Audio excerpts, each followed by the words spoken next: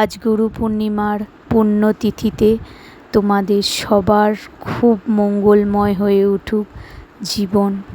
বন্ধু, তোমরা খুব ভালো থেকো, সুস্থ থেকো, আর আমাকে এই রকমভাবে ভালোবাসা দিও যাতে আগামী দিনে আমি খুব সুন্দর সুন্দর ভিডিও তোমাদের সামনে উপস্থাপন করতে পারি।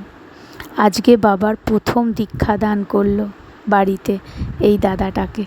আগে কোনো দিন বাড়িতে করেনি, আর করতেও চায় না। দাদার খুব অনুরোধ আর ফেলতে পারেনি, তাই রাজি হয়ে দাদাকে আজকে দীক্ষা দিয়েছে।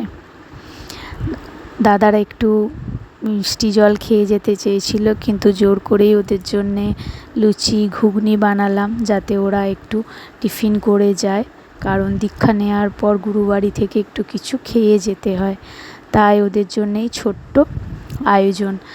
ভাত খেতে বলেছিলাম, কিন্তু ভাত খেতে ওরা রাজি হলো না।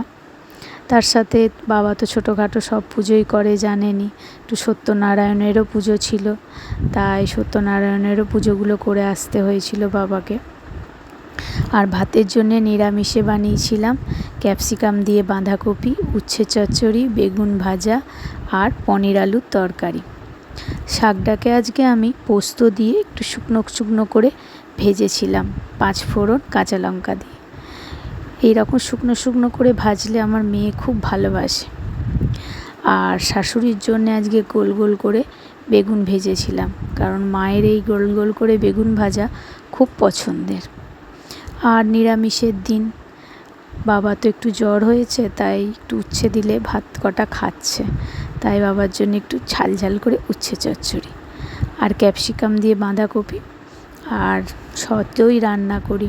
নিরামিষ দিনে আমার মেয়ের ভাত উঠবে না, তাই একটুখানি পনির না করলে তো ভাতগুলো খাবে কি দিয়ে, তাই শেষ পাতে একটুখানি পনির। দাদারা খেয়ে দিয়ে আসতে গেছে, আসাতে যাওয়ার পরই প্রচণ্ড বৃষ্টি। ভিডিওটা কেমন লাগলো অবশ্যই কিন্তু জানাবেন, আর দেখা হবে আবার পরের ভিডিওতে। টাটা।